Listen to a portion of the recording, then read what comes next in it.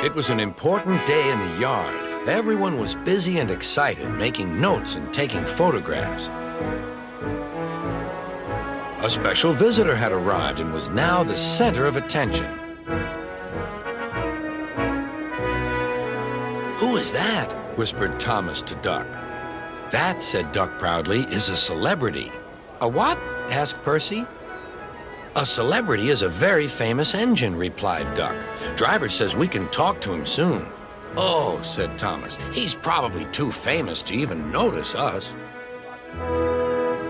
Just then, Gordon arrived. "Puh," said Gordon. "Who cares? A lot of fuss about nothing, if you ask me." And he steamed away. Later that night, the engines found that the visitor wasn't conceited at all. He enjoyed talking to the other engines till long after the stars came out. He left early next morning. Gordon was still complaining. "Good riddance," he grumbled, "chattering all night. Who is he anyway?" "Duck told you," replied Thomas. "He's famous." "As famous as me? Nonsense." "He's famouser than you. He went 100 miles an hour before you were even thought of." "Huh, so he says," huffed Gordon, "but I didn't like his looks. He's got no dome. Never trust domeless engines. They're not respectable. I never boast, but I'd say 100 miles an hour would be easy for me. Goodbye." Duck took some freight cars to Edward's station. "Hello," called Edward. "That famous engine came through this morning. He whistled to me. Wasn't he kind?" "He's the finest engine in the world," replied Duck. Then he told Edward what Gordon had said. "Take no notice," soothed Edward. "He's just jealous. He thinks no engine should be famous but him. Look, he's coming now." Gordon was running very fast. His wheels pounded the rails. "He did it, I'll do it. He did it, I'll do it." Gordon's train rocketed past and was gone.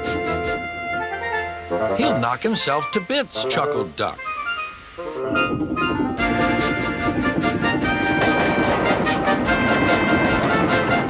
Gordon's driver eased him off. "Steady, Gordon. We aren't running a race." "We are then," said Gordon, but he said it to himself. Suddenly, Gordon began to feel a little strange. "The top of my boiler seems funny," he thought. "It feels as if something is loose. I'd better go slower." But it was too late. On the viaduct, they met the wind. It was a teasing wind which blew suddenly in hard puffs. Gordon thought it wanted to push him off the bridge. "No, you don't," he said firmly.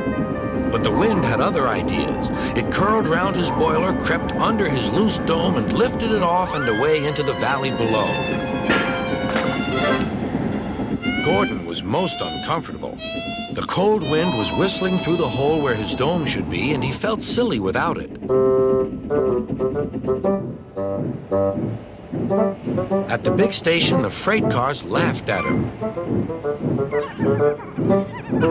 Gordon tried to wheesh them away, but they crowded round no matter what he did. On the way back to the shed, he wanted his driver to stop and fetch his dome. "We'll never find it now," said the driver. "You'll have to go to the works for a new one." Gordon was very cross.